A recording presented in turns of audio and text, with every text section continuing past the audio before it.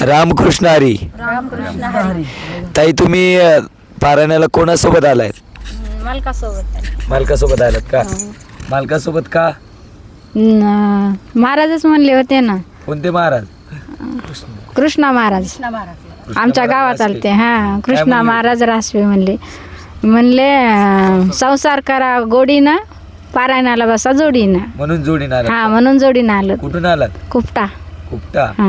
बाबा काय भावना आहे तुमची? म्हणजे जो प्रचाराचा आपला लोगो होता तो 100% उतरताना दिसते, काय भावना आहे तुमच्या? नक्की कोणत्याही गोष्टीचा जेव्हा प्रचार प्रसार करायचा असतो त्यावेळेला त्यामध्ये महत्त्वाची भूमिका असते स्लोगनची, घोषवाक्य. घोषवाक्य जितकं प्रभावी असेल तितका त्या प्रचार तळागाळापर्यंत पोहोचतो.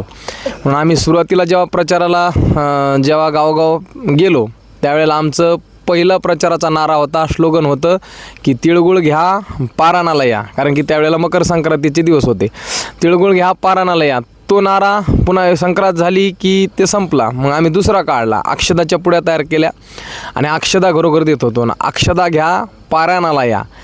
ते नारा संपला. मग त्याच्यानंतर पुन्हा तिसरा नारा आम्ही दिला की संसार करा गोडीनं आणि पारायणाला या जोडीनं.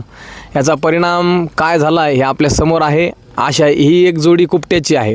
अशा असंख्य जोड्या या ठिकाणी पारायणाला जोडीनं येत आहेत.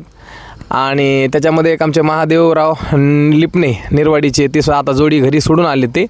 पण अशी असंख्य जोड्यांनी सर्व लोक पारायणाला येत आहेत. आणि त्यामुळं आम्हाला या स्लोगनचा, या घोषवाक्याचा, या गर्जनेचा खूप मोठा याच्यामध्ये फायदा झाला.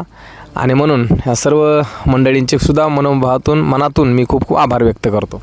जेव्हा आपण एखादी ब्रँडिंग करत असतो, प्रचार करत असतो, त्याचा ब्रँड ॲम्बेसेडरसुद्धा तेवढा स्ट्रॉंग असायला पाहिजे. आणि त्या रूपानं आपण लाभलात. हे खरंच आपल्या या तीर्थात ज्ञानेश्वरी पारायण सोहळा जो आहे त्याचं या ठिकाणी भाग्य म्हणावं लागेल. खरंच आपलं हे अलंकापुरी अतिशय भक्तिमय वातावरणामध्ये आपल्याला सगळ्यांना पाहायला भेटते. हा व्हिडिओपर्यंत आपल्यापर्यंत पोहोचला असेल तर आपणसुद्धा या अलंकापुरीमध्ये यावं एवढं सांगतो आणि थांबतो.